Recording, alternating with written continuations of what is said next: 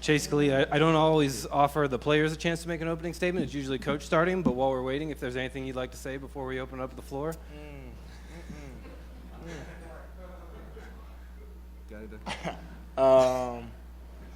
Appreciate everyone.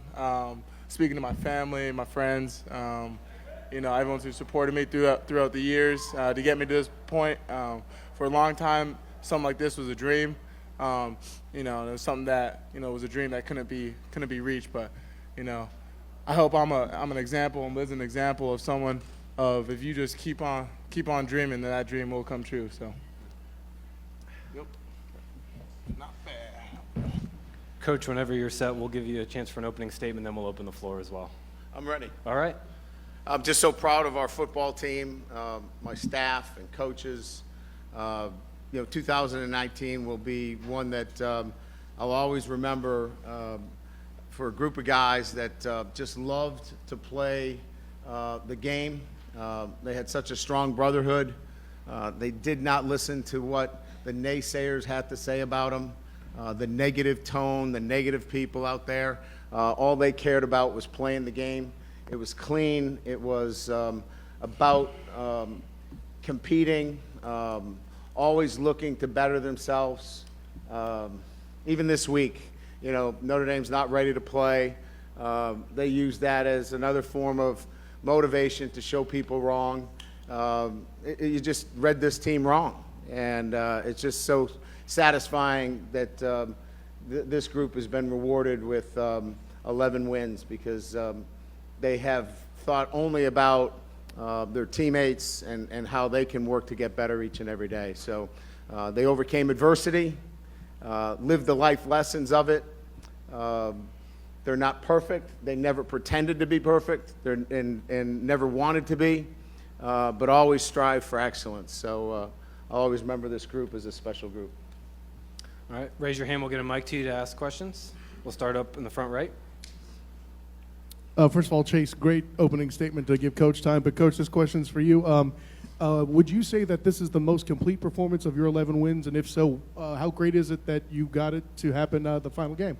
Yeah, all three phases were outstanding today. I thought the defensive performance, when you hold an offense that put 40 points on a team that's playing in the playoffs in Oklahoma to no touchdowns, you can't hide from that. A team that is a prolific offense to not score a touchdown today, they had plenty of time to prepare. The defense is without some really good players as well, and just did an outstanding job today. I thought our special teams was outstanding. And then offensively, we ran the ball effectively, play action pass, spread the field around. And when you got playmakers like Chase Claypool, Tony Jones ran the ball effectively, Ian Book. It was a comprehensive game plan, and all three phases shown themselves very well today. Stay up front on the right. What's the biggest thing you guys are going to take away from your 4 years at Notre Dame going ahead and continuing your career? What was the last part of the question? What's the biggest thing you guys take away over your 4 years? Wow. I mean, football, it's a very, trying sport. You have to really lean on your brothers and your coaches and just your circle because, everyone's story is not the same. I struggled early, and my thing, I just lean on my brothers, and they really pull me through, and those are some relationships that I literally will not forget. And I feel like that's the biggest thing taken away is just the friendships and all the relationships that I've made over the 4 years here. Yeah, same with me. Just a second that being so far away from home in another country, you need a family that's going to have your back through the ups and downs, and these guys did that every step of the way. If it wasn't for them, I probably wouldn't be here right now because it's hard. It's really hard. So thankfully, I had a good family to lean on, and they were always there for me. We'll go back left. Brian, Tony's 84-yard run was the longest rushing play in the history of this bowl game. Seeing him do that in front of so many family and friends, him being a St. Pete product, obviously, what was that moment like for you guys?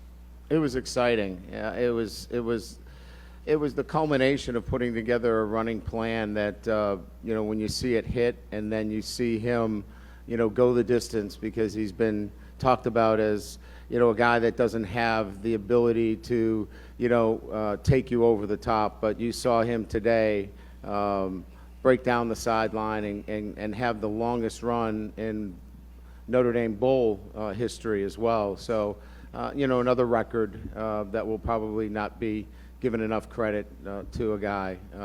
But he doesn't really care about that stuff.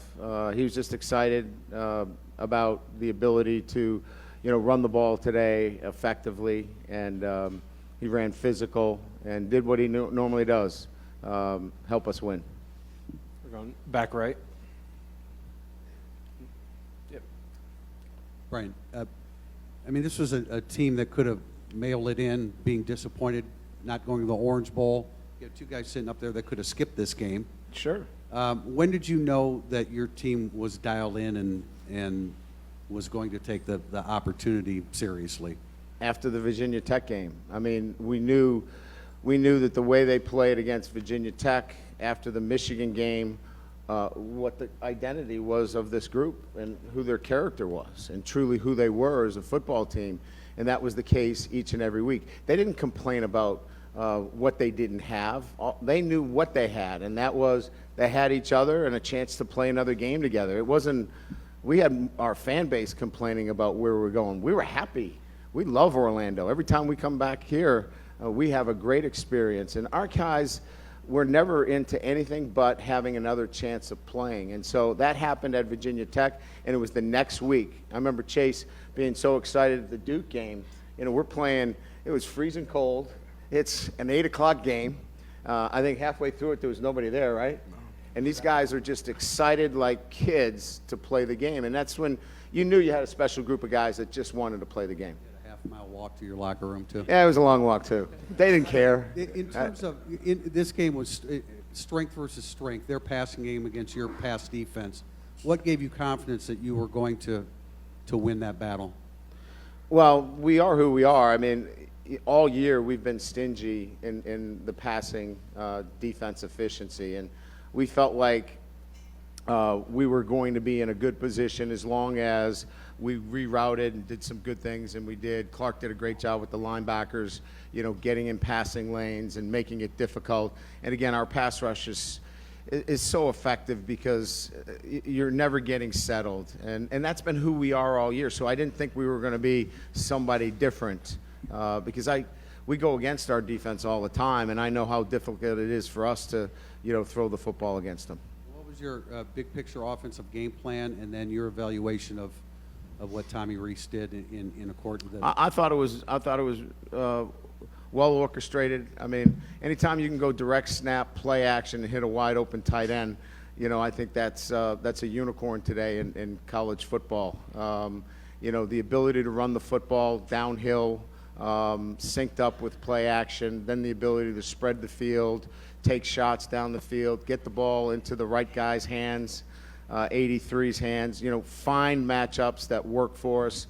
I thought the ball was spread evenly and then run effectively. I think we rushed for over 200 yards as well. So that's an efficient offensive performance. What's that?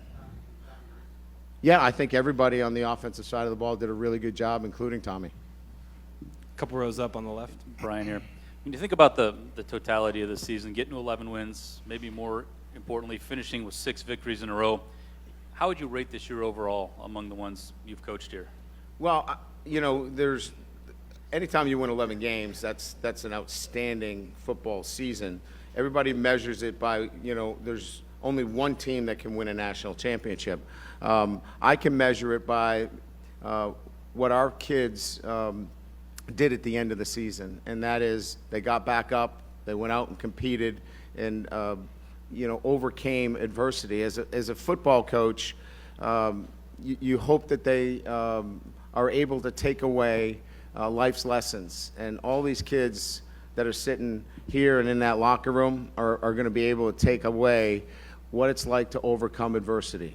And for a head football coach, if they can walk away with those lessons and 11 wins, and over the last 3 years, 33 wins, that's a lot of success and a lot of life lessons. That's a pretty good feeling. And then for Chase, I don't know if you're aware of this, but I guess you went over 1,000 yards on the season today. I'm curious. There you go. Nice. What that means to you in your final game in that uniform. It's not something that I was trying to reach. I mean, it's my bad. I'm trying to scoot up there. I mean, it's a goal I had. It's definitely a goal I had. So it's nice to kind of reach that goal, but you don't really play the game for statistics. So it's nice, but I'm gonna remember. I'm not gonna remember getting to 1,000 yards this game. I'm gonna remember, going out with these guys. So, but it's nice, yeah. One row up over on the right. Coach, this year 3rd and short was a struggle for the offense. Today you're 2 for 2 on 4th down, and you converted both times. Want to talk about that? Yippee. Okay, so we'll follow up with Chase. You played a big part of in some of those early points. You had the fumble recovery there early. How did it feel to help the team out and take the wind out of the sails of Iowa State? Yeah, I mean, I guess it was a good thing I missed the tackle at the beginning because our D-boys kind of stripped the ball out and gave me a gift. But, it's kind of we feed off each other, us and the defense. They tell us they're going to get us a stop, and then we have to go score for them. So, it's give and take. I was happy we were able to put some on the board right after that turnover and then continue that on. And, the defense kept giving us good field position, good confidence because, once we get a lead, then, we can start opening up our playbook a little bit. Back over on the left. Coach, you talked about the fans being disappointed with this destination. How comfortable are you in the current construct of the postseason of where Notre Dame is right now? I mean, this is an 11-win team now, and you're playing on December 28th. Yeah, I mean, those are things that are out of our control. All we try to do is the games that are in front of us, play those games. There are others that control those things, and as I told our guys, there are things that are out of our control, and all we can control is how we prepare, how we play, and then others make those decisions. How do you sit, at 14, 15, 16 for 5 weeks in a row and win games by an average margin of 25, 26 points? We can't control those things, so just keep playing. And so it's similar to your question is we don't control those things, so we don't worry about those things. We just keep playing, and we love where we are as an independent, and we'll continue to control the things that we can. We've only got time for a couple more. We'll get Matt up here in the second row. Does it matter, JC? One of you? You both raised. Chase, I wanted to ask, what will you take from this game? What will you remember from this game? Let me ask Lid that. What do you think? What I'll take from this, I would say just the fun that we had throughout the week. I mean, practice was a little tough, I will say that, but just the fun and like I said, the relationship that we made this whole week, going to Universal Studios, just having fun with the guys. Because honestly, at the end of the day, that's what it's all about. I mean, I haven't had fun like this since high school. I mean, this is what it felt like. We're just out there playing on Friday nights. Like, that's legit what it felt like. So that's what I'm taking away from it. Same thing, yeah.